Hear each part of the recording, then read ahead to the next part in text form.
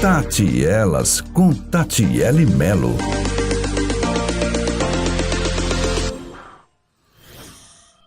Olá, seja bem-vinda a mais um programa Tati e Elas. Que alegria ter você aqui. Mais uma semana para nós aprendermos coisas concernentes à vida cristã.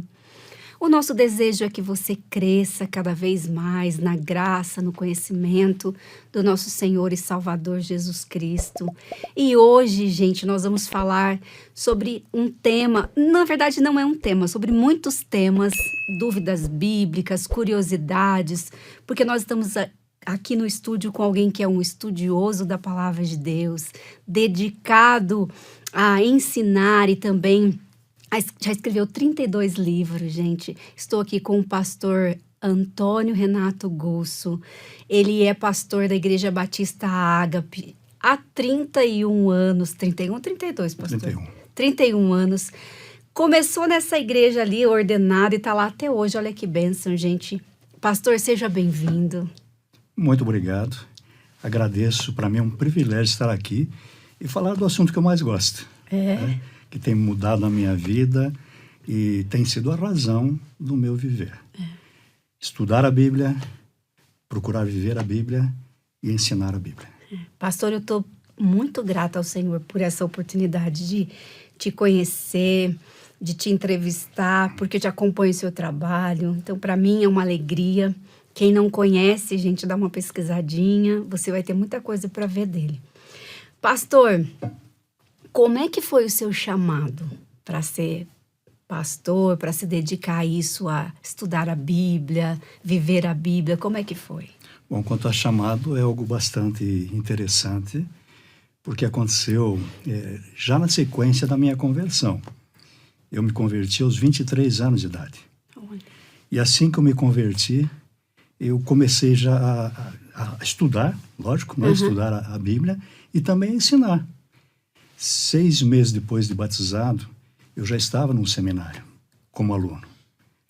E 10 meses depois de batizado, eu não era pastor, era um aluno, mas eu já estava à frente de uma igreja que já tinha mais de 20 anos de existência, e Deus me colocou lá para cuidar daquele povo. Então foi tudo assim muito, muito rápido. E até hoje, né? Eu continuo firme aí, com 41 anos já também de convertido, pouco mais do que isso até, né? Continuo firme e faria tudo de novo. Nossa, que bonito. Voltaria e faria tudo de novo, com certeza. Bonito, Bíblia, né? Eu digo assim, onde eu vou, eu digo assim, o meu negócio é Bíblia. Nunca vendi uma Bíblia na vida, não vendo Bíblia, né? Não vendo Bíblia. Também colaboro com a Sociedade Bíblica do Brasil. Tenho alguns livros publicados pela Sociedade Bíblica do Brasil. Dou palestras também, em nome da Sociedade Bíblica do Brasil, em várias regiões aí da nação. Eu digo, meu negócio é a Bíblia, porque a palavra de Deus. Nunca vendi Bíblia, mas o negócio é a Bíblia. E eu indico para todo mundo, porque tem sido a razão da minha vida. Eu chamado para o ministério, também as duas coisas estão muito juntas. Quando eu fui enviado para um seminário, naquela época tinha que fazer passar por uma entrevista com os diáconos. Eu fui numa pequena igreja, me converti numa pequena igreja, tinha lá os seus 40 membros, que era uma congregação da Igreja Batista, da primeira Igreja Batista de Curitiba. Aí, conversando com os diáconos, alguém me perguntou deles, né, por que você quer ir para o seminário? Eu disse, eu quero servir. Eu lembrei de Isaías, eu já tinha lido. Eis-me aqui, envia-me a mim. Se Deus vai fazer de mim um missionário, eu não sei.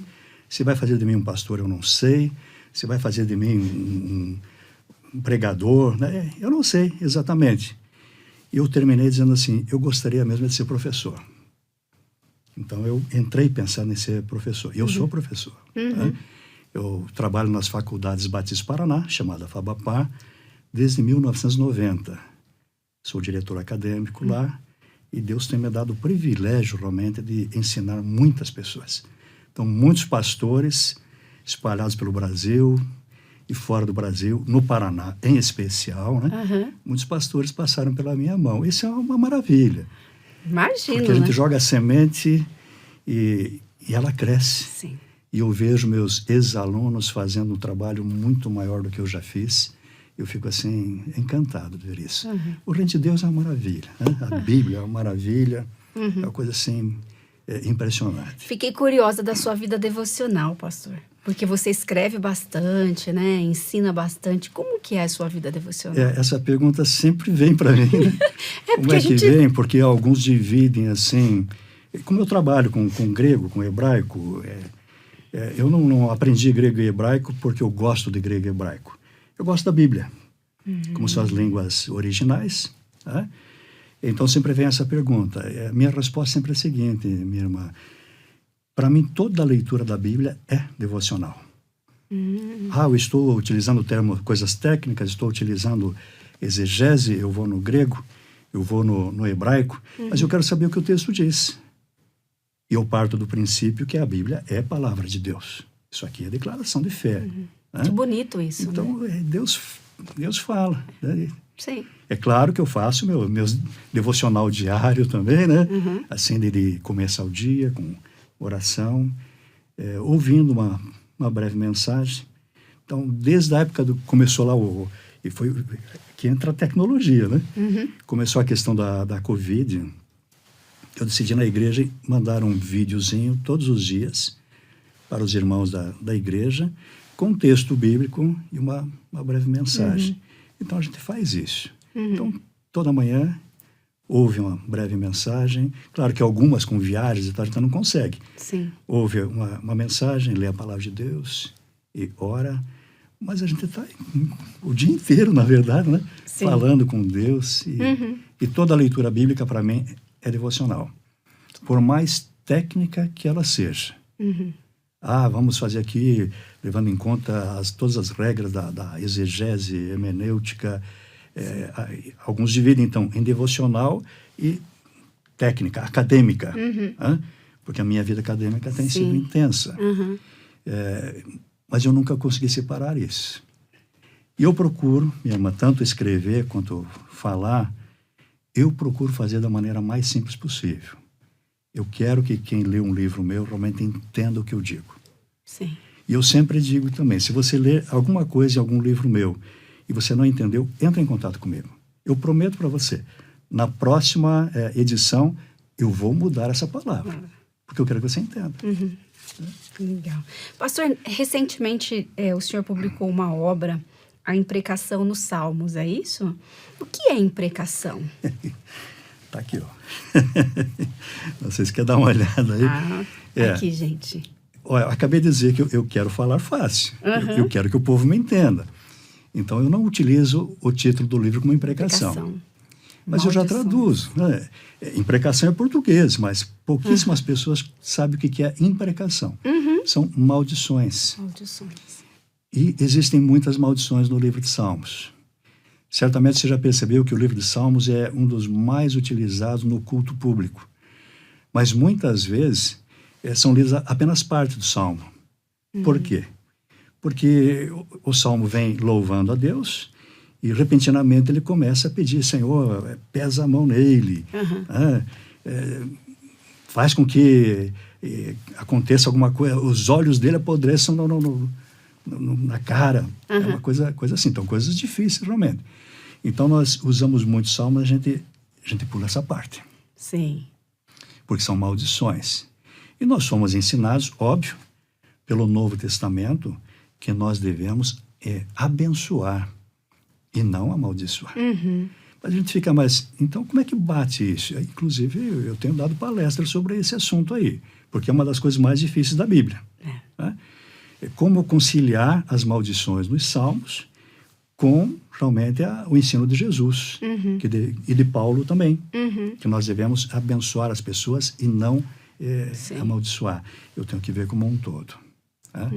Primeiro eu tenho que lembrar, o Davi, o homem segundo o coração de Deus, escreveu algumas maldições aí em Salmos. Poxa, o homem segundo o coração de Deus estava amaldiçoando. Temos que lembrar que Davi ainda não é cristão. Tá. Aí é questão de lembrar da época. Davi está 1000 anos antes de Cristo. Ok. Ele não sabe tudo ainda. Né? Ele é o homem segundo o coração de Deus. Mas ele é uma pessoa que ele é da época dele. A maldição era utilizada como, eu até coloco aí, como uma arma contra os inimigos do justo. Se o Davi estivesse com o inimigo na mão, ele não amaldiçoava. Você sabe o que ele faria, né? Matava. Ele matava. Era outra época. Tá? Agora ele está sendo oprimido. O inimigo é mais forte do que ele. Ele não pode com aquele inimigo, ele não tem uma arma eficiente. A única arma que sobra para ele é a maldição. Ele coloca diante de Deus. Porque a maldição é uma oração. Olha, maldição, bênção e maldição são duas coisas muito parecidas. Tanto é que às vezes aparecem no mesmo momento. Sim. Deus diz a Abraão, eu abençoarei aqueles que te abençoarem. Então, amaldiçoarei aqueles que te amaldiçoarem. Isso é uma bênção ou é uma maldição? Os dois? Os dois. No mesmo momento. Para Abraão é uma bênção. Para aqueles que amaldiçoarem Abraão, serão. É uma maldição. Então, é uma oração. Que nós fazemos. Ali é uma promessa. Ali é uma promessa que Deus faz. Mas quando nós recorremos a Deus, aí é uma oração. E a Bíblia é repleta de textos que vão mostrar que Deus não é injusto, Deus é justo. Sim. Então, se for amaldiçoar alguém, né? Cuidado com isso. Mas se for amaldiçoar alguém, que seja justo. Sim. Porque Deus vai responder. Quem responde é Deus. Sim. Não é a tua palavra em si. Deus responde sim, responde não, ou pode voltar a maldição até mesmo contra o amaldiçoador. Sim. Então, muito cuidado. Pastor, agora eu fiquei pensando várias coisas.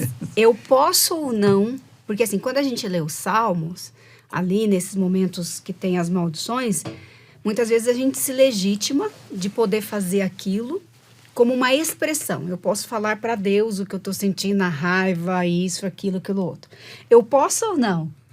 Através dessas maldições aqui que aparecem no Salmo, eu tenho legitimidade para expressar, por exemplo, um momento de que eu estou magoada, que eu estou ferida com alguém, e meu desejo, apesar de saber que é errado, é aquele. Eu posso expressar aquilo diante de Deus ou não? Bom, nós não somos como Davi, nós conhecemos a Bíblia toda. Okay. Davi estava 1000 anos antes de Cristo. Tá. Nós estamos 2000 anos depois de Cristo. Tá. Então, nós já sabemos tudo que Cristo ensinou e tudo que o Novo Testamento ensinou. Então, o normal é que o cristão ore pelo bem do seu inimigo. Ok. Seu inimigo está pisando em você, está realmente colocando armadilhas. Eu sei, o meu coração, eu sou gente também, né? O coração está apertado e a vontade sempre é até amaldiçoar. Sim. Quando não, fazer justiça até com as próprias mãos. Sim. Mas a Bíblia vai mostrar que devemos orar pelo bem dessa pessoa. Que Deus tenha misericórdia, que Deus transforme. Isto é o que a Bíblia vai mostrar. Então, não é legítimo, não. Sim. Mas pode ocorrer alguma exceção. Pode ocorrer. E aí nós encontramos alguma coisa no Novo Testamento. Então, eu digo, se alguém for amaldiçoar alguém, deixa eu destacar isso aqui. Você não deve fazer. Mas se você fizer, só se o Espírito Santo te mostrar. Tá. E aí nós temos um texto bem interessante, onde no livro de Atos, Paulo está pregando, está evangelizando um governador de uma região, chamado, acho que é Sérgio Paulo, e tem um encantador lá, o Elimas, né? Ele está tentando desviar a pessoa que está ouvindo do Evangelho. E num momento diz assim, Paulo, cheio do Espírito Santo, olha para ele e diz assim, seu filho do diabo, você vai ficar cego agora. Por que você está aí deturpando os caminhos do Senhor, desviando as pessoas? Mais ou menos assim, né? Estou citando de memória. Desviando as pessoas do caminho do Senhor. Essa pessoa se chamava Bar Jesus. Bar Jesus significa filho de Jesus. Paulo cheio... eu quero destacar esse ponto. Cheio do Espírito Santo. Se o Espírito Santo te mandar. Então não é Paulo na carne. Paulo perdeu a paciência. Paulo chegou num momento e disse, não aguento mais. Seu filho do diabo. Ele chama aquela pessoa que tinha um nome de filho de Jesus. Não tinha nada a ver com Jesus que nós adoramos. Que era um nome da época, né? Seu filho do diabo, ele chama, diz, vai ficar cego. E o que aconteceu? Deus respondeu na hora. já carregaram ele, né? Sim. Levaram ele pelas mãos, porque ele ficou sem enxergar em um determinado momento. E isso serviu para que a pessoa que estava sendo evangelizada cresce realmente no poder de Deus. Então, Deus usou aquele momento, inclusive, para a conversão da pessoa. Sim. Então, eu digo, o ideal é não fazer. É esse. A não ser que realmente o Espírito te mostre. Até porque a palavra de Deus diz que ao Senhor pertence a vingança, né? E também eu lembro de um texto de Paulo, e aí o senhor pode me corrigir à vontade, mas no momento que Paulo diz, Alexandre o latoeiro me fez muito mal e Deus dará paga, alguma coisa assim, né? Então, o nosso papel é colocar diante de Deus no sentido, para que Deus faça justiça diante daquilo que está acontecendo, certo, que eu estou sentindo, né? Certo. Mas que também trate o meu coração. É assim que nós devemos lidar? Eu creio que é por aí, deixa nas mãos de Deus. Tá. Eu, às vezes, confesso, tenho até medo de dizer assim, que Deus faça justiça, porque é quase outra maneira de dizer, pesa a mão nele, né? Pesa a mão nele. Okay. Senhor sabe, mas tem misericórdia Tá. dele. Mas tem alguns casos realmente que não são fáceis. Nós somos gente, né? Sim. Então, é só pela graça e misericórdia de Deus. Eu vou ler Agora, esse livro. a Bíblia também, ela termina com uma maldição também. É? Lá no livro de Apocalipse, no finalzinho dele, tem uma palavra que deve cair aquele que tirar alguma coisa desse livro, tá? Sim. Vai perder as bênçãos que aparecem ali naquele livro. É um tipo de uma maldição, é um alerta ali no final do livro, para que ninguém mexa no livro de Apocalipse. Sim. Mas aí, pastor, eu acho que é diferente quando é Deus que faz, né? Ah, bom. Porque ele é justo, né? Agora a gente, né? Eu acho que essa é a diferença também, né? Mas temos, nos Salmos em especial que eu trato no livro, a maior parte das maldições são da nossa parte contra alguém. Mas só que eu estou dizendo, estamos falando de 1000 anos antes de Cristo. Sim. Eles não estão ainda com esse conhecimento. Né, de Jesus. Agora o senhor falou, né, Davi, segundo o coração de Deus, e aí eu quero que o senhor nos explique isso, né? A gente fala muito isso, Davi, segundo o coração de Deus, e a gente vê esses salmos, ele colocando ali, isso agora a gente já está claro para a gente, né, que ele não conhecia, que ainda não tinha Cristo, né? A conversão ali em Cristo. Mas, e aí depois como é que a gente pode explicar isso, né? Davi, segundo o coração de Deus, lembrando do momento dele com Batseba e aí com Urias, o que ele faz, porque a gente percebe ali que ele mesmo faz e fica tranquilão. O arrependimento vem, a ficha cai quando Natan entra ali e faz ele refletir. Como é que a gente pode pensar nisso, pastor? Como é que ele é um homem segundo o coração de Deus? A Bíblia diz, né? A Bíblia diz, nós cremos que, né? É.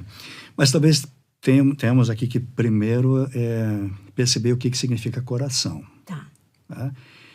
É chamado na antropologia hebraica, no estudo do ser humano, no hebraico, coração é o lugar dos pensamentos.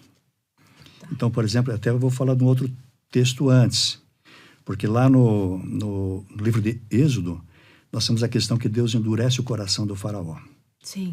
Na verdade, coração é onde passam os pensamentos. Então, na nossa cultura, seria a mente. Deus endureceu a mente do faraó. Também é um texto dificílimo. Né? Deus endureceu a mente do faraó, como que ele vai se arrepender, como que ele vai deixar o povo sair do Egito. Não, é que ele já estava condenado por Deus mesmo. Era um homem orgulhoso, arrogante. Quando Moisés pede para tirar o povo, que é para adorar o Senhor, ele arrogantemente diz assim, quem é o Senhor para que eu deixe esse povo ir? Então ele vai conhecer quem é o Senhor. E se ele não estivesse de cabeça dura, né? O coração, se endurecer o coração morre, né? A cabeça dura, sem poder tomar decisões sábias, na primeira das pragas ele deixaria o povo ir. E Deus não mostraria a sua glória, que era o objetivo de Deus mostrar. E ele ficou até a 10ª praga. Ele e os seus sábios ficaram com a mente embotada, sem poder funcionar direito, porque Deus os condenou. Deus é Deus. Sim. E faz o que bem entender. Então é essa parte aqui. Coração é a mente. Então quando nós lemos assim que Davi é o homem segundo o coração de Deus, na verdade Davi é o homem segundo o pensamento de Deus. Que talvez fique até mais profundo. Né? Ou seja, ele segue conforme aquilo que Deus pensa. Né? E nós sabemos que Deus coloca aí, por exemplo, a questão da fé. Davi é um homem de fé. É um pecador? Com certeza. Né? Fez bobagem? Com certeza. Mas é o homem segundo o coração de Deus. É um homem que foi tirado lá do meio das ovelhas e foi colocado diante da nação para ser rei. Sim. E ele chega naquela posição lá, maior de todos da nação, e ele vai dizer, Senhor, quem sou eu para que esteja aqui? Esse homem é segundo a mente de Deus, segundo o coração de Deus. E, Tati, eu destaco aqui o seguinte, porque nós sabemos o que é o ser humano. Sim. Eu sei, você sabe. Sim. E quem está nos ouvindo, né, assistindo, também sabe. O coração humano não é fácil. O coração agora é aqui, ó. Sim. A mente humana não é fácil. E Davi fez tantas coisas boas, mas nós sempre destacamos o pecado. E o pecado foi terrível. Sim. Não é só adultério. Sim. Ele, para encobrir o adultério, levou pessoas à morte. E não só o marido da Batseba. Outras pessoas também morreram para tentar esconder esse pecado. Eu não acho que ele estava tranquilão. Acho que ele estava com a cabeça fervendo. Né? Mas ele está assim, como é que eu vou dizer agora? Ele é alguém que se arrepende. Sim. Quando Natan traz aquela historinha para ele, Sim. ele reconhece naquela historinha que é uma injustiça. E ele vai reconhecer. Pastor, a sua explicação mudou tudo para mim. Certo. Porque que significa pensamento. Porque quando eu pensava coração, eu pensava sentir. Então, quando eu penso pensamento, aí para mim fez todo sentido, porque Natan vem, fala com ele, né, como se ele ele enxergasse, né, ali, e a gente sabe que é Deus que faz, mas essa palavra sua do pensamento, ela ficou mais claro para mim, porque quando eu pensava em coração, eu pensava no sentir, sabe? Então, essa coisa de pensar como Deus, e a gente vê que em todo o tempo Davi, ele está sempre procurando servir a Deus, corrigir, né? Por mais que ele tenha ali, como nós, mas ele é uma pessoa que sempre se volta, né? Uma coisa que me chama a atenção é que ele tem esse caso quando as concubinas, né? O filho dele tem ali relação sexual diante de todo o povo com as concubinas. A Bíblia diz que depois ele nunca mais toca, né? Então, como ele conduz, né? Depois ele tem uma jovem que cuida dele até a velhice, e a Bíblia deixa claro que ele não tem relação sexual com ela. Então, é uma correção de conduta, né?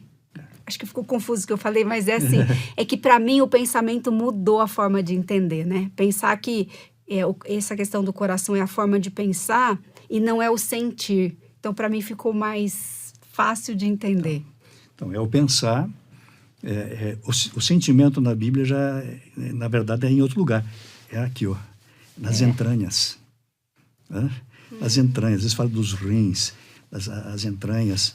Quando a gente sente aquela dorzinha na barriga, né? Por isso aqui que Jesus em Lázaro, né? Fala que ele se comove, é isso? Nas suas entranhas? É isso aí, fala nas entranhas. Mas eu queria destacar o ponto seguinte do homem segundo o coração de Deus, porque assim como Davi mesmo se condenou, nós condenamos Davi. Sim. Né? Mas eu acho que devemos olhar para o Davi de uma outra forma. Se ele, que era o homem segundo o coração de Deus, chegou a esse ponto, imagine, né? Nós que não somos essas coisas, a que ponto podemos chegar? Então eu peço a graça, a misericórdia de Deus, Senhor, não me deixe sozinho. Sim. Porque se eu ficar por conta própria, eu vou fazer bobagem. Sim. Essa é a nossa natureza. Né? Então, é isso. Acho que temos que ficar firme nisso aqui. Sim. Nós muitas vezes condenamos o Davi, que é o homem segundo o coração de Deus, já condenamos. Até ele se condenou, né? Então é condenável mesmo. Mas nós não vemos que nós podemos fazer muito pior. Sim. Se ele, que é o homem segundo o pensamento de Deus, fez isso, nós podemos fazer muito pior. E outro que nós condenamos com muita facilidade é o Salomão. Era a minha próxima pergunta. Porque errou, fez coisas terríveis. Mas é o homem mais sábio de todos os tempos. Sim. Ora, se ele tão sábio fez tanta bobagem... Pastor, essa é a minha pergunta. Nós que não somos tão sábios, o que podemos fazer? Sim. É pedir graça e misericórdia de Deus. Não me deixe sozinho. Não me deixe agir por conta própria, porque eu sei que a minha índole não é boa. A índole do ser humano não é boa. Hoje nós temos assim um pensamento geral de que as pessoas nascem boas e depois vai sendo um produto do meio. Não é isso que a Bíblia mostra. Não. A Bíblia mostra o contrário. Sim. Né? Nós vamos nos controlando. Mas a nossa tendência, por causa da entrada do pecado no mundo, a nossa tendência é para o mal. Né? A Bíblia diz que nós somos maus. Jesus diz assim, em determinado momento, Jesus diz para uma pessoa, para um grupo, né, ele diz, vocês que são maus sabem dar coisas boas aos filhos de vocês. Ele chamou o povo do quê? Maus. De maus. Temos alguma bondade, mas bom de verdade é só Deus. É o que Jesus vai dizer. Então eu peço, meu Deus, não me abandone, não me deixe por conta própria, que vai dar problema. Sim. É melhor. E a gente vai vendo o nosso coração, né? E aí vai ficando claro para nós com pecadores e maldosos nós somos, né? Na essência.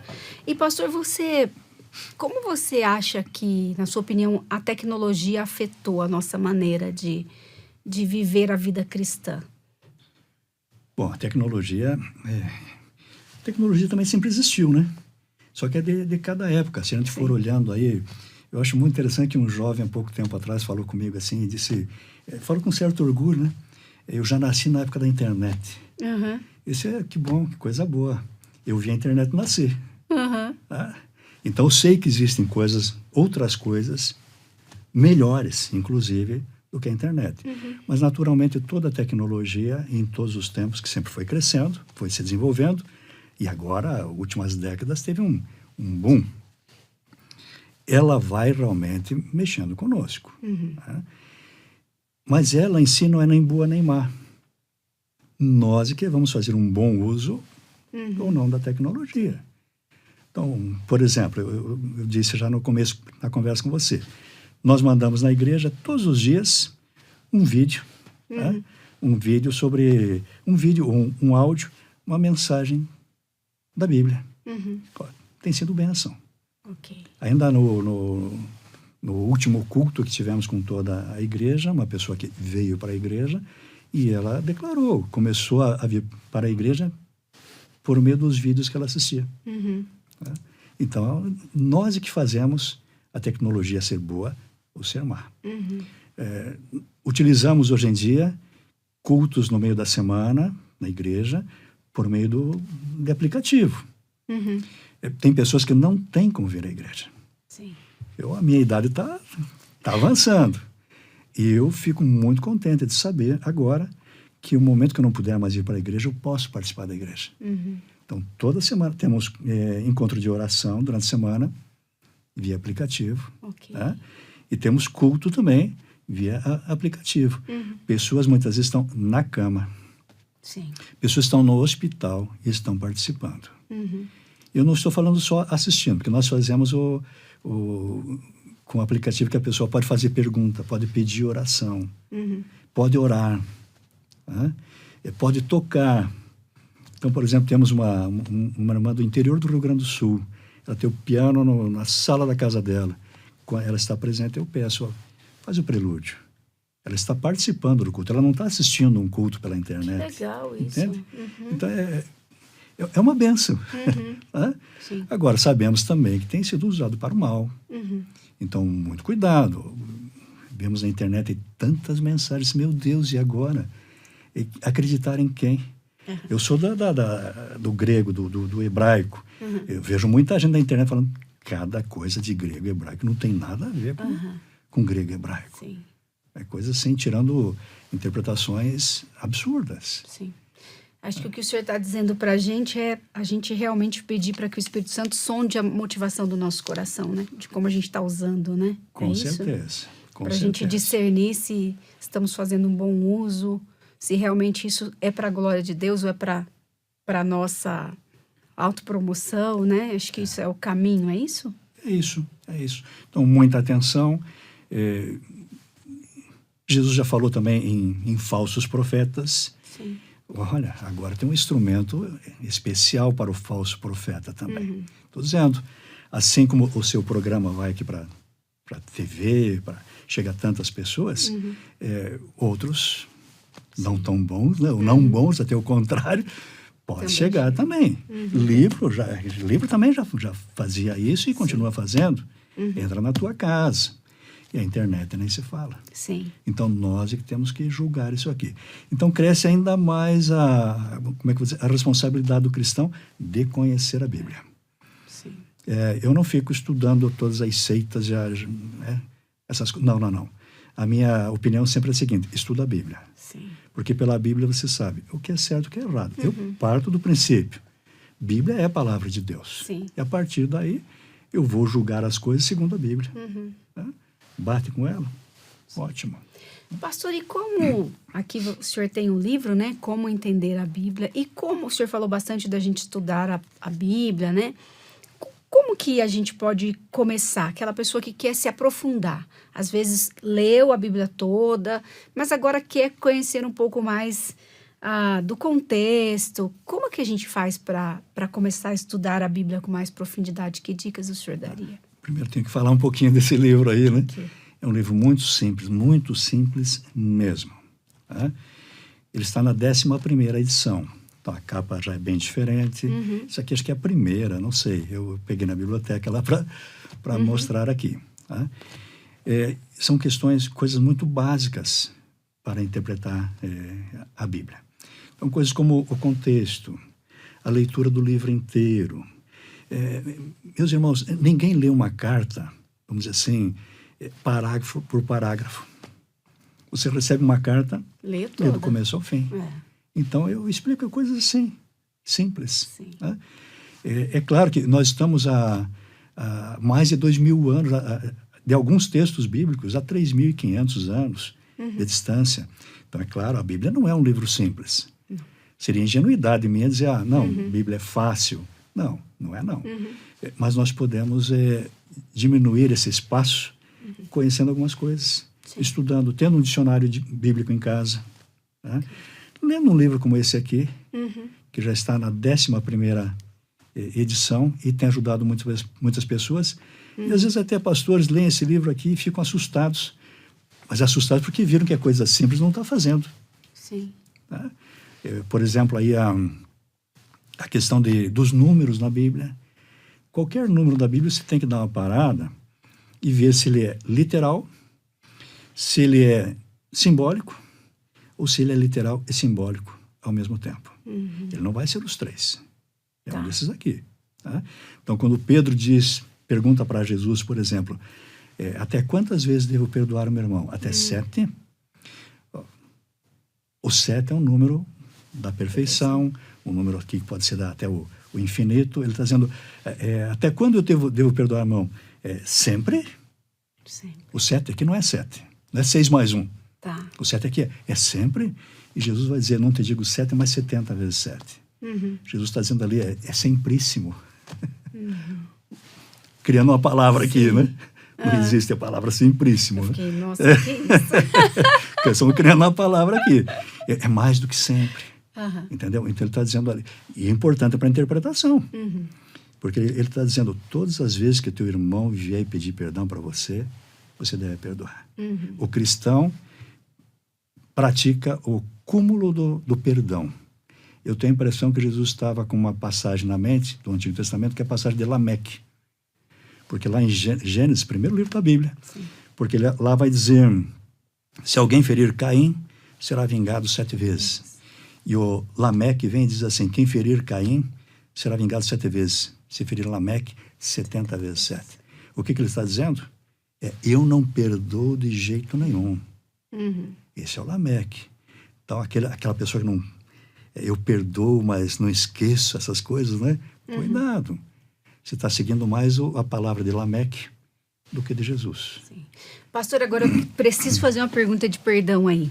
A gente ouve muita coisa sobre perdão, né? Então, assim, você perdoa, mas não necessariamente você é obrigado a continuar caminhando com essa pessoa ou continuar tendo relacionamento com essa pessoa. Esclarece um pouco do que é o perdão bíblico para a gente. Olha, o perdão bíblico... Bom, primeiro, para que exista perdão, tem que haver arrependimento. Tá. Sem arrependimento não há perdão. Então, tem tem duas partes. Mas tem a tua parte. Eu quero destacar a tua parte, ou a minha parte. Né? Eu quero perdoar os 70 vezes 7, o máximo. Eu quero praticar o cúmulo do perdão. Mas ele me prejudicou e tal, mas eu quero perdoá-lo. A que ponto? A ponto de zerar. Né? Por quê? Porque isso está na oração modelo, no Pai Nosso. Uhum. Nós oramos esta oração, o mundo, é a oração mais conhecida do mundo, a oração do Pai Nosso. E ela vai dizer, perdoa os nossos pecados assim como nós perdoamos. Isso até é egoísmo da minha parte. Eu quero ser perdoado no máximo. Sim. E se eu quero ser perdoado no máximo, eu tenho que fazer o quê? Perdoar no máximo. Eu nunca ouvi este tipo de oração, é a oração modelo, mas eu nunca vi alguém em público orar, a não ser repetindo a oração do Pai Nosso, orar espontaneamente dessa forma. Senhor, me perdoa como eu perdoei o fulano, ou me perdoa como eu tenho perdoado as pessoas que têm me... Eu nunca escutei isso aqui. Eu já orei assim, pregando no Pai Nosso, então lembrei disso. Mas nós queremos ser perdoados com toda a graça, com toda a misericórdia, mas não exatamente como nós perdoamos. Só que Jesus vai explicar essa parte da oração. Ele vai dizer, porque se vocês não perdoarem o pecado dos outros, né, o que fizeram para você, você também não vai ser perdoado. Sim. Então não adianta. Quer você ore assim ou não, nós somos perdoados da maneira que nós perdoamos, segundo a oração do Pai Nosso e a explicação de Jesus da oração. Uhum. Então, a melhor coisa que tem é perdoar ao máximo. Uhum. Qual é o cúmulo do perdão mesmo. O cristão deve praticar o cúmulo do perdão. Uhum. Sempre. Mas tem coisa que é impossível. Não tem nada de impossível. Porque o perdão, eu acho que para a gente perdoar também depende da dependência de Deus, né? Porque a gente é orgulhoso, né, pastor? A gente é... Então, eu acho que é orando para que Deus também nos ajude nisso, né? Nessa dependência, né? Mas eu queria destacar, em especial aqui, Tati, porque nós devemos perdoar, é uma coisa egoísta minha agora, porque eu preciso de perdão. Uhum. E se eu não perdoar, não vou ser perdoado. Uhum. Se eu digo assim, eu perdoo, não esqueço, é assim que você vai ser perdoado. Tá. Eu perdoo, mas não ando com ele. Não quero chegar perto dele. Esse é um ponto que eu queria. Agora tem que ver também se ele vai ser perdoado, o agressor, vamos dizer assim, né? Vai ser perdoado se houve arrependimento. Tá. Sem arrependimento, não há perdão de pecados. Isso está na Bíblia. Tá. Aí fiquei um pouco confusa. Se a pessoa não se arrependeu, mesmo assim eu tenho que perdoá-lo. Aquilo que está em você... É a minha parte. Claro, Okay. Claro. Porque senão você vai estar se sentindo mal, né? Você está com peso. Então, larga esse peso de uma vez. Sim. Se você... Aí é o caso do casais, estão falando para... Parece que a sua audiência aqui tem muitas mulheres também que estão com você. Né? Questões de casais.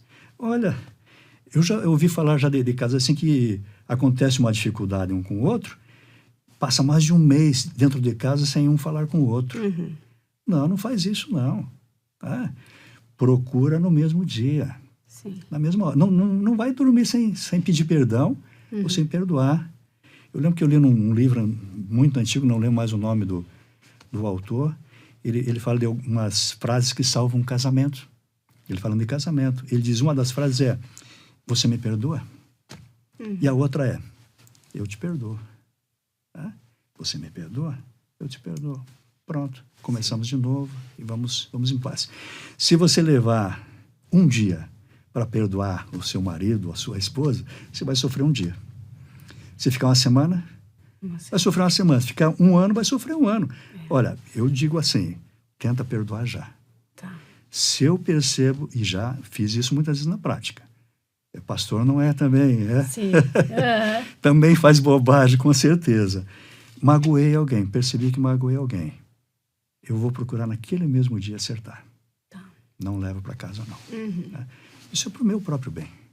E para ele também. Sim. Pastor, hoje nós sabemos assim que a família, né, tem sofrido vários ataques de diversas maneiras.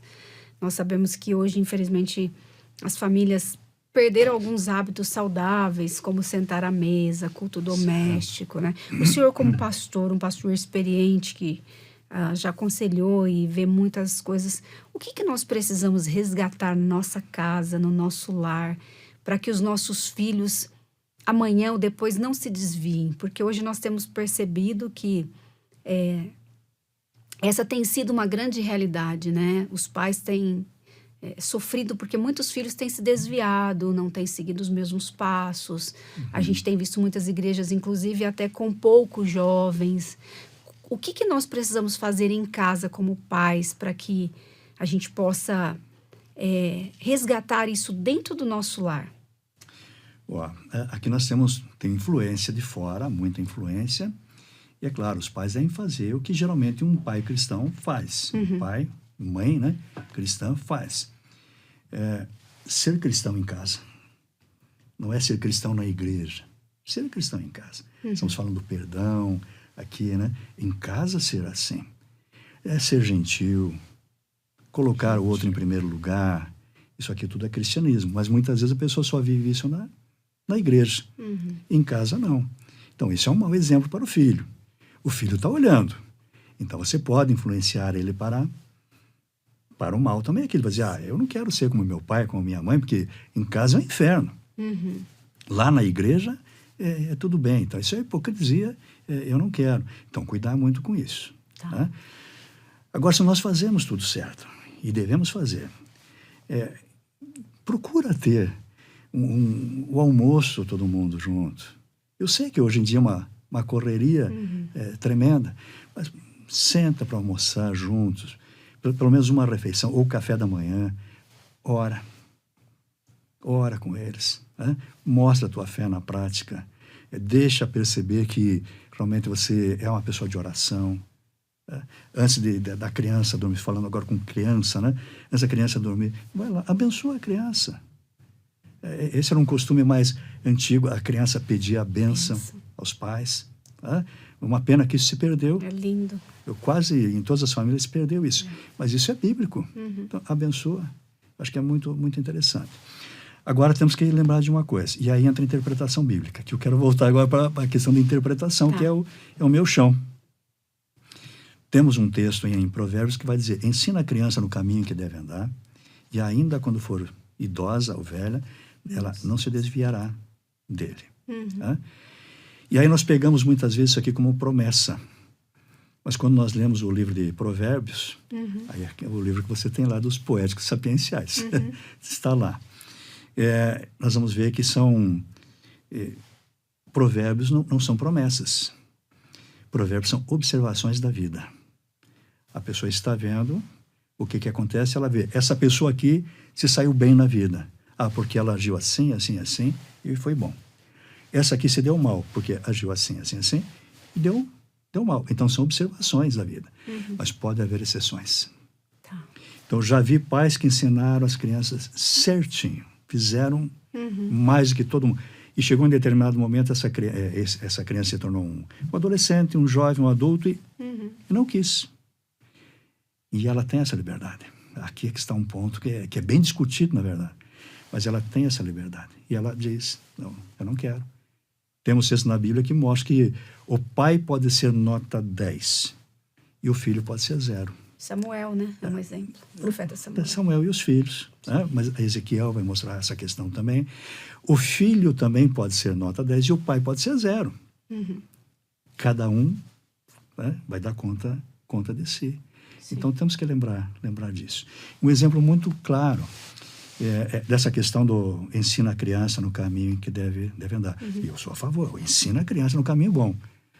Mas às vezes chega um pai, a mãe, conversar comigo, pastor, eu ensinei, eu trazia na escola bíblica, lá em casa nós oramos, o culto doméstico, e ele não quer nada. Ele foi para as drogas. Olha, é difícil, mas a gente tem que dizer, ele fez a escolha dele. Porque a pessoa fica se sentindo culpada. Não, você fez certo. Você está tranquila que fez tudo isso? Você fez certo. Só que ele escolheu outro lado. Ele tem a liberdade para fazer isso também. Aí um exemplo bem interessante disso, que eu percebo assim que as pessoas que nem são cristãs sabem disso. que se você ensinar a criança num caminho, provavelmente, a Bíblia diz isso, vai continuar, não, mas é uma observação da vida. E eu vi uma reportagem, e era um pessoal do São Paulo Futebol Clube. E eles estavam visitando uma escola. E aí o repórter perguntou para quem estava liderando, perguntou assim, por que vocês fazem esse trabalho com criança só até, se não me engano, era 12 anos de idade? Ele disse, porque depois dos 12, se ele escolheu um clube para torcer, ele não muda mais. Ó, ele está trabalhando com a criança. Então, deixa eu brincar com os São Paulinos agora, né? Essa influência para o bem e para o mal. Ok.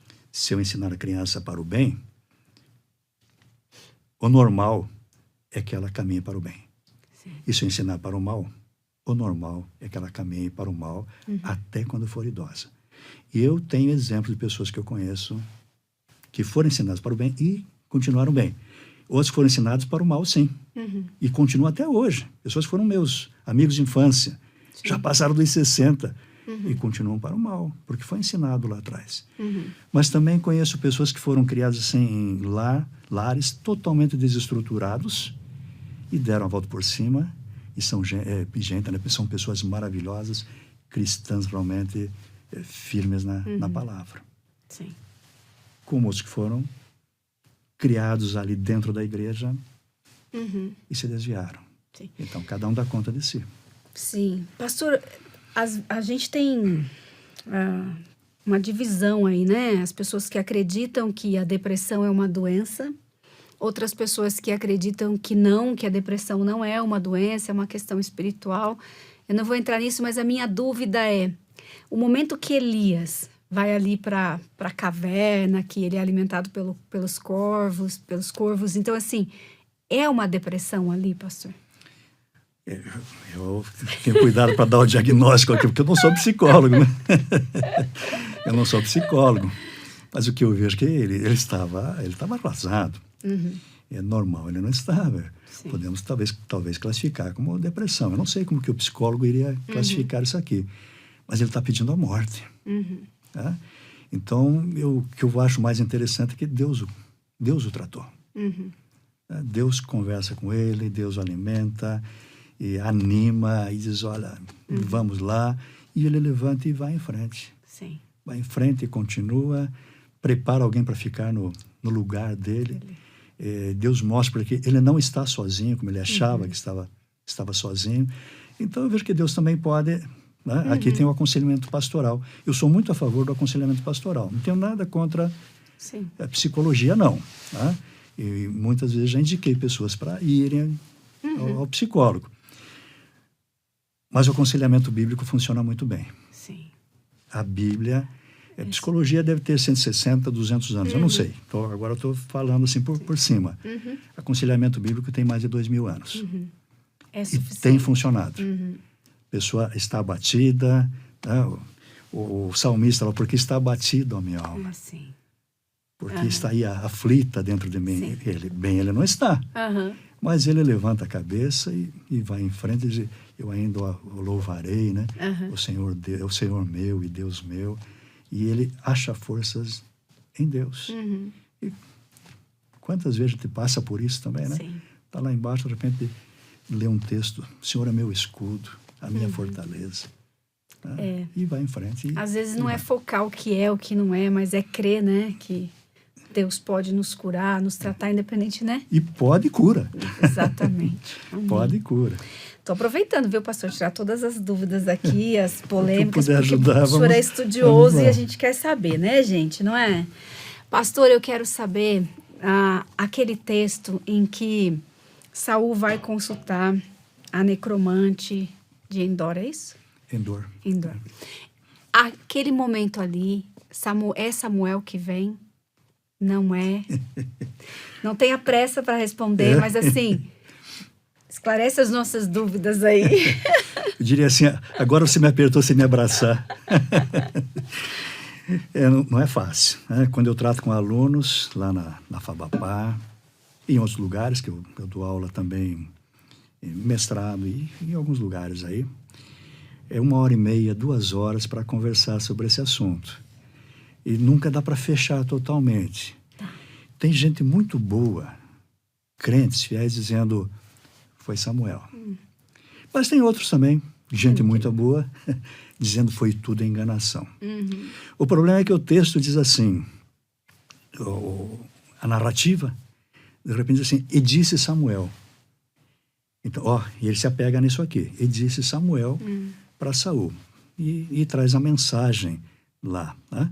Só que quando nós olhamos todo o contexto, ele disse Samuel como? Pelo jeito é pelos lábios da pitonisa, da necromante, aquela que consulta os mortos. Né? Então ele não viu nada. Então ele pode ter sido totalmente enganado. Sim. Ela fez de conta que não sabe. Quando ele chega até lá, ele já tinha mandado matar todos os necromantes, adivinhos e tal, e ela escapou.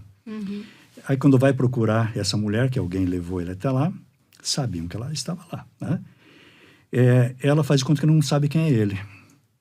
Mas o Saul, todo mundo conhecia Saul. Sim. Era um homem muito alto. As demais pessoas ficavam assim, à altura do ombro dele. A Bíblia diz que não havia outro de aparência como ele. Exatamente. Né? Então ela sabia quem era ele, podia pelo menos desconfiar quando ele chegou. Chegou aquele homem tão alto na casa dela, né? Um soldado, imagine. Então ela sabia, fez de conta que não sabia. Mas conversam ali, ela diz, não quero chamar o Samuel, porque Saul vai me matar, uma coisa, né?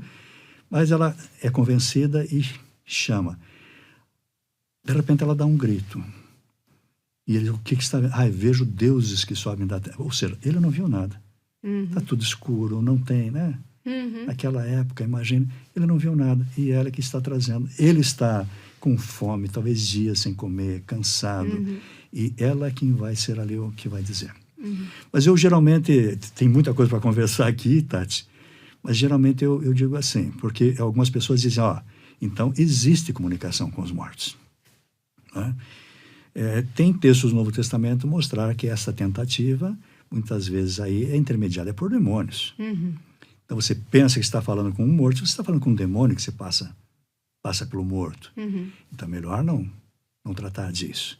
Outros dizem assim, se a Bíblia condena a comunicação com os mortos, é porque existe.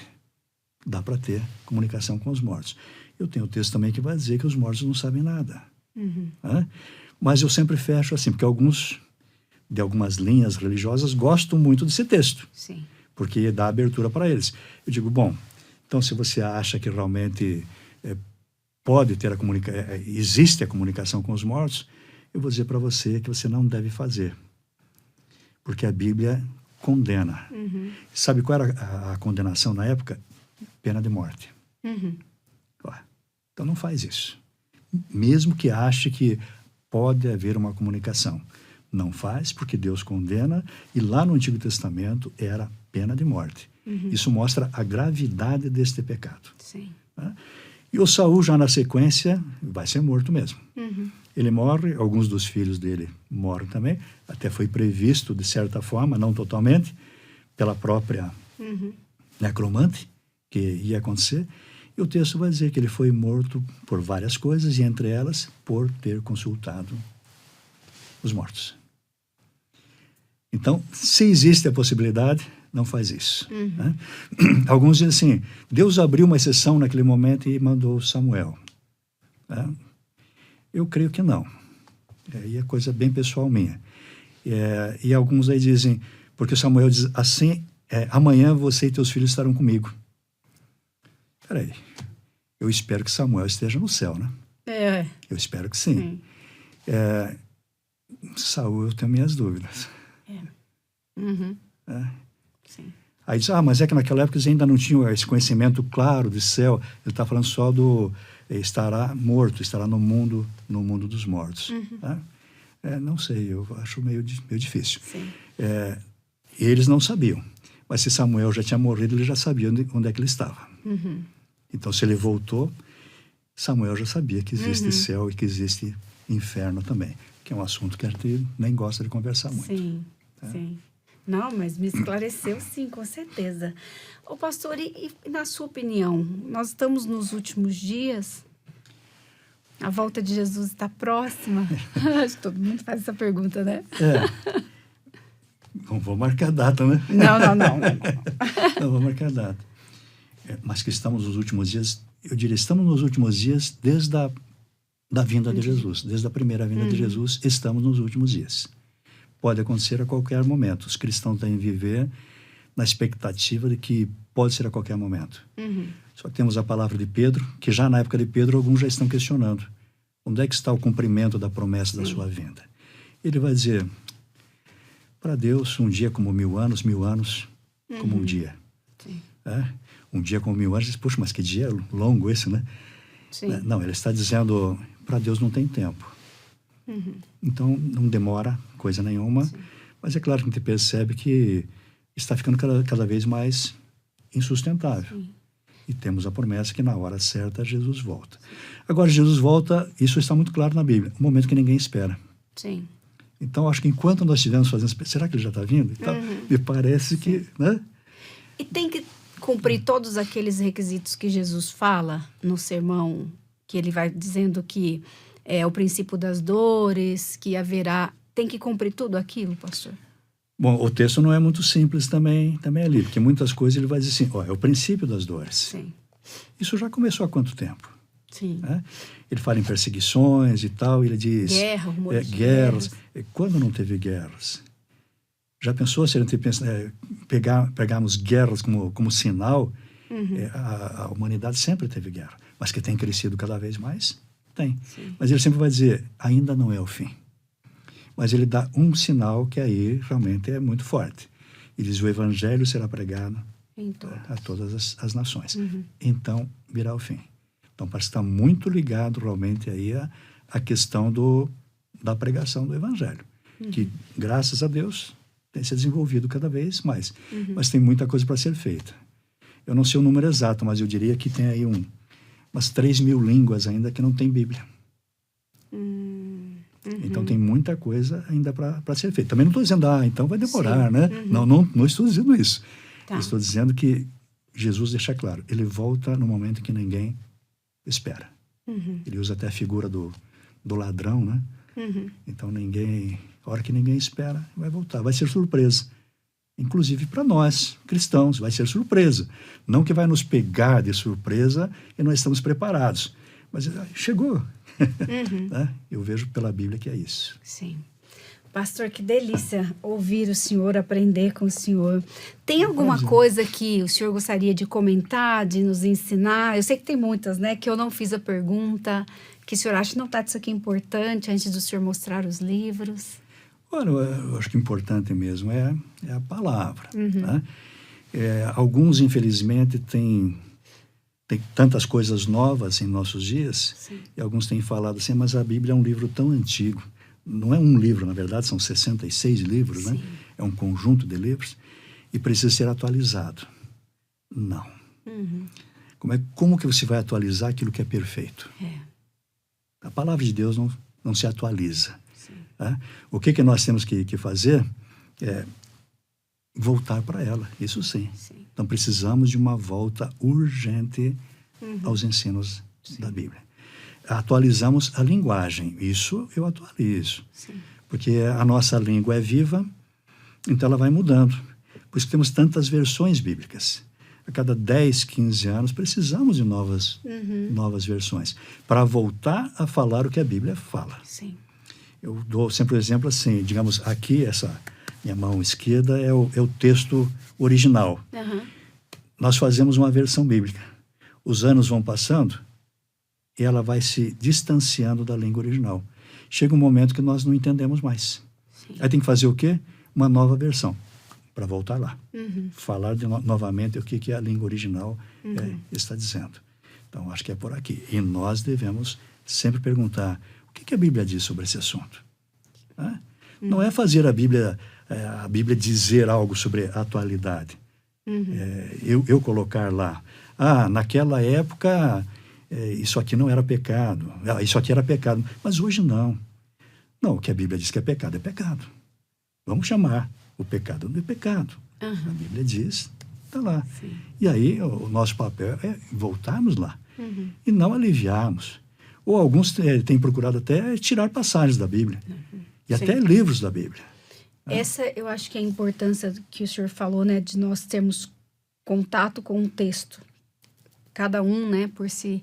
Porque a gente tem várias pessoas interpretando e dando várias razões que se você ouvir, você fala, não é isso. Sim. Mas eu creio no Espírito Santo no momento que você está lendo a Bíblia, né? E ele vai testificando ao seu coração, né? Pastor, eu acho que isso ele vai te dirigindo. Tenho dúvida nisso, né? O Espírito Santo fala ao meu coração. Porque hoje a gente tem muito isso, né? Você vai na internet e você tem pessoas defendendo alguns textos, provando ali que algumas coisas que a gente sempre acreditou que é pecado, mas eles começam a defender que não é. Mas você pode orar, né? E ler a Bíblia em espírito de oração, que o Senhor vai testificar o seu coração, né? E vendo a Bíblia como um todo. Por isso que eu digo, o conhecer a Bíblia é que vai nos ajudar. Sim. Eu sempre incentivo a leitura da Bíblia de capa a capa. Gênesis, Apocalipse, terminou Gênesis, Apocalipse, terminou Gênesis, Apocalipse. Uhum. Na igreja, nós passamos com a igreja a leitura da Bíblia sempre em 4 anos. Como eu estou há mais de 30 anos na igreja, até tem feito isso com frequência. Sim. O ideal seria até menos. Né? Mas para que você tenha uma visão total da Bíblia. Tá. Porque senão vem alguém e traz uma interpretação, pegando um texto aqui, um texto ali, um texto lá, e a gente fica confuso. Sim. Diz, mas olha, aqui então foi tratado assim. Mas lá atrás também tem isso. Mas lá no último livro também tem isso. E aí é que a gente... Né? E pastor, nessa leitura de capa a capa, em que momento é que a gente faz uso dos comentários? Que a gente recorre aos comentários? Eu leio comentário, né? Mas poucas pessoas leem comentários. As pessoas vão aos comentários quando tem dificuldades. Minha sugestão seria conversa com o seu pastor para que ele indique bons comentários. Tá. Porque também não é porque está no comentário que está tudo certo. Né? Comigo, claro, eu tenho estudado há muitos anos, então muitas vezes eu recorro ao comentário e o comentarista fugiu do assunto. Algumas perguntas que você me fez aqui, o comentarista foge do assunto, porque ele não está frente a frente com você, né? Será que vai complicar? Deixa para lá. Mas sempre os comentários ajudam. Mas o importante mesmo é o texto. Tá? Não é porque alguém escreveu no comentário que aquilo ali é a palavra de Deus. Né? E se eu encontrar alguma coisa naquilo que eu tenho escrito também, que eu percebo que eu me enganei, eu vou voltar atrás. Não tem dúvida. Sim.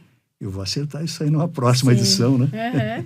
Pastor, deixa eu mostrar os seus livros para a gente encerrar. Passou tão rápido, né, gente? Esse aqui, gente, é a minha próxima leitura. Quero indicar para vocês, da Vida Nova. E aí, aqui, nós temos Provérbios, o livro de Provérbios analítico e interlinear. Esse é um livro já mais técnico, né? É indicado mais para quem já conhece hebraico também. Tá. E esse aqui, para quem gosta... Esse é para quem conhece o grego. Do grego. É um curso de hebraico e um curso de grego. Em cima de Provérbios e em cima de Lucas. Dá para eu aprender? Dá. Esse é outro de grego. Mais próximo? Mais perto de mim? Aqui.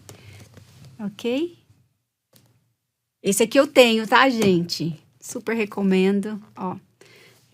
Gramática instrumental do hebraico, passo a passo. Bem gostoso para quem quer aprender um pouquinho também, né, pastor?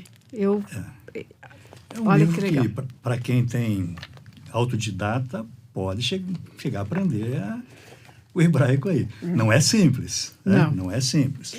Mas eu tive um caso bem interessante. Eu estava dando uma aula em determinado lugar e uma pessoa fez uma colocação a respeito do hebraico. E eu disse, opa, legal, é isso aí mesmo, né?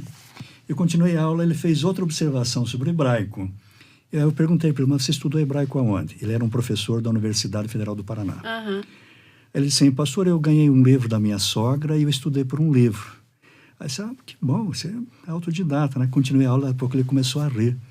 Porque ele entrou lá na internet em algum lugar e ele começou a rir, o que está acontecendo aí, né? Disse, pastor, é o seu livro, o senhor é o autor do livro.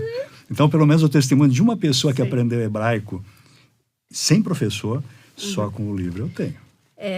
Tem 2, meu marido também. Olha lá, olha lá. E aí ele que passou isso para mim, Tati, olha que legal essa letra, significa isso, e ele vai passando, e eu falei, deixa eu ver, então deixa eu tentar. Não com a mesma facilidade que ele, mas ele também, pastor. Bom. Gente, quero agradecer você por estar aqui com a gente. Compartilhe esse programa. Foi muito enriquecedor a gente poder conversar e aprender um pouco mais da palavra de Deus. Acho que nós, como mulheres, temos, assim, essa incumbência de ensinar, de aprender mais da palavra de Deus para transmitir aos nossos filhos, para que das nossas bocas saiam a palavra de Deus para consolar as nossas amigas, irmãs e tantas outras pessoas que o Senhor nos deu esse dom, né, de sermos tão expansivas, comunicativas e tão relacional. Então, que nós possamos nos aperfeiçoar, buscar cada vez mais na palavra do Senhor, para que dos nossos lábios saiam essas palavras de encorajamento. Pastor, eu quero te agradecer, foi tão bom aprender um pouquinho com você, mas eu te acompanho, assisto seus programas semanais, assisto suas pregações no YouTube e os seus livros, agora eu vou comprar mais. Muito obrigada, viu? Eu que agradeço, um prazer, um privilégio falar com você e com todo o povo que está em casa nos acompanhando. Isso é um presente de Deus. Que Deus abençoe você, Amém. Seu esposo, Amém. o seu ministério, Amém. Né? Que cresça cada vez mais para a honra e glória do Senhor. Amém. E, pastor, quem quiser seguir, conhecer um pouco mais do seu trabalho, o senhor tem algum canal? Eu tenho um canal no YouTube que eu coloco um vídeo por semana. Tá. Pastor Renato Gusso, Ok. no YouTube. Tá bom. Vídeos curtinhos, sempre tratando de uma interpretação, alguma coisa assim um pouco mais complicadinha. É o seu nome mesmo. Pastor Renato Gusso. A gente vai deixar aqui para vocês poderem acessar. Então, nessa semana eu coloquei lá um videozinho sobre... o título é El Roi, é o Deus que me vê. Vou assistir. O Deus que me vê, o Deus que olhou para Agar. Ninguém percebia Agar, né? E Deus olhou com carinho para Agar e fez promessas maravilhosas para Agar. Que ela não tinha domínio nem sobre o próprio corpo, porque o filho que ela teria, de início, era para ser um filho da Sara. Sim. A Sara tendo filho por meio da Agar. Olha que situação. Sim. Mas Deus olha para ela e ela chama, no hebraico, né? El Roi, o Deus que me vê. E no contexto fica ali, ela fica bem claro, é o Deus que vive, que fala comigo, né? E que me vê. Isso aí, Deus nos acompanha, Deus está vendo. Amém. Deus está vendo. Amém. Muito obrigada, pastor. Um prazer. Gente, Deus abençoe e até a próxima semana. Tati e Elas. Apresentação: Tatiele Melo. Produção: Arthur Mendes. Direção-geral: Marcelo Valim. Gravado no estúdio Comeve. Um programa Telmídia. www.telmedia.com